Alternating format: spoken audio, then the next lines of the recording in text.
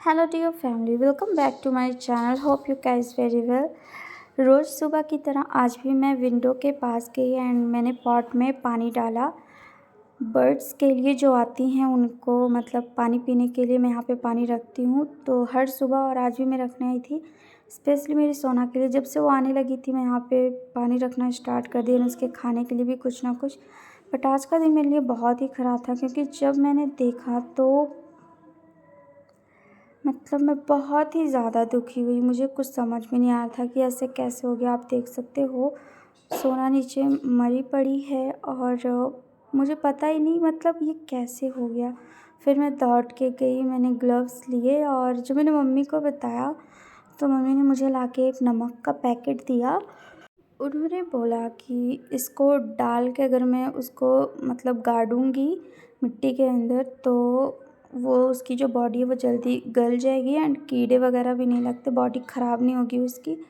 तो मैं जा ही रही थी, फिर रास्ते में मुझे फाडो, कुट-कुट और आरुष मिले। उन्होंने मुझसे पूछा कि मैं ये सारा कुछ लेके कहाँ जा रही हूँ, तो मैंने उनको बोला कि मैं जा रही हूँ। फिर मैंने उनको सारी बातें बताई तो वो भी मेरे साथ आ गए। मैंने बॉटल का पानी भी लिया था। जब से मेरे रूम में विंडो लगा था वो डेली आती थी मॉर्निंग में और फिर इवनिंग में आती थी। जब बहुत ज़्यादा दोपहर हो जाती थी, धूप आ जाती थी तो वहाँ से चली जाती थी, फिर नहीं आती थी। और उसी के जब से मुझे पता चला कि ये डेली आने लगी है तो इसी के लिए मैं पानी भी रखने लगी थी। और बहुत कम दिन हुए थे और फिर ऐसे हो गया। बहुत ज़्यादा दुख हुआ मुझे। और फाडो ने भी बताया कि उसने भी एक ऐसी ही मतलब कि बर्ड थी, एक चिड़िया थी जिसको वो हमेशा ही मतलब कुछ ना कुछ खिलाती थी उसके छत पे और फिर वो अचानक से आना बंद कर दी, पता नहीं किधर चली गई। जो भी था फिर उसने भी अपनी स्टोरी बताई मुझे।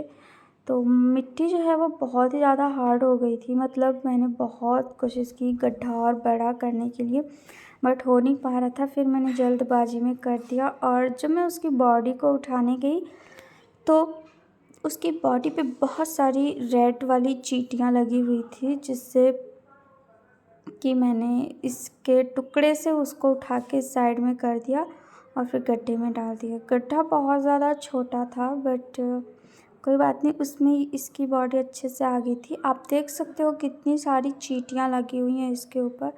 फिर मैंने और फाडो ने मिलके इसको गड्ढे में रख के इसके ऊपर सॉल्ट डाला जिससे इसकी बॉडी मतलब बहुत ही आराम से दुर्गति ना हो इसकी, बहुत अच्छे से ये ख़त्म हो जाए। फिर इसके ऊपर से हम लोगों ने बाकी की मिट्टी डाल दी और मैं अंदर से मुझे इतना ज़्यादा बैड फील हो रहा था उसको लेके कि मतलब इतनी जल्दी और मतलब बहुत कम दिन हुए थे वो आती थी, फिर वो अचानक से ऐसे हो गया।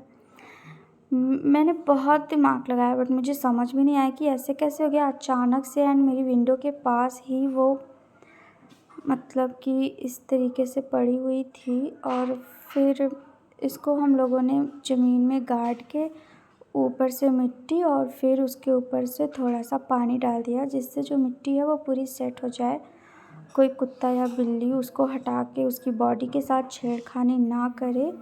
इस वजह से जब फाडो को पता चला मैं ये सारा मोमेंट कैप्चर कर रही हूँ देन उसने प्यारी से स्माइल दी और फिर आरुष ने बोला हमको उसको फूल चढ़ाना चाहिए, तो वो चोरी से तोड़ रहा था और हम लोगों का दिमाग इतना ज़्यादा काम करना बंद ही कर दिया था कि जहाँ पे हमने उसको गाड़ा हुआ था मिट्टी में वहीं पे बहुत सारे फूल ऑलरेडी थे।